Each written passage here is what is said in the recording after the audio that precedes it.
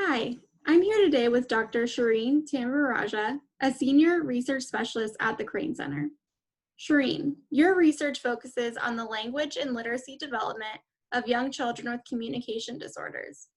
I also know your research looks at understanding the impacts of the home environment and parental involvement in supporting children's academic development. Obviously, the COVID-19 pandemic moved a lot of learning into homes. What have you discovered in your research about parents supporting children's home learning that could benefit families now?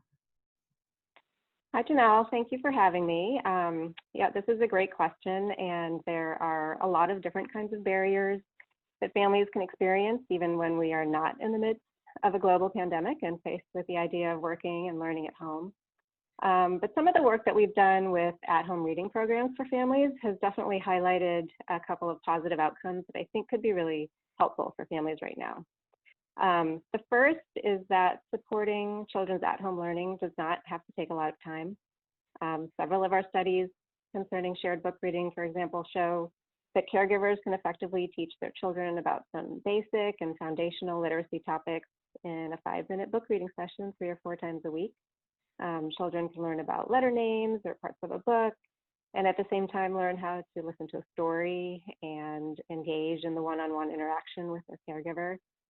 Hopefully, for the most part, this is an enjoyable experience for both.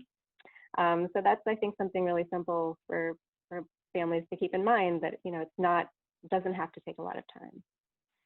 And the second trend I would say I've noticed, and something that we are actually currently studying and examining a little more systematically, is the extent to which caregivers' self-efficacy plays a role in helping their children to learn.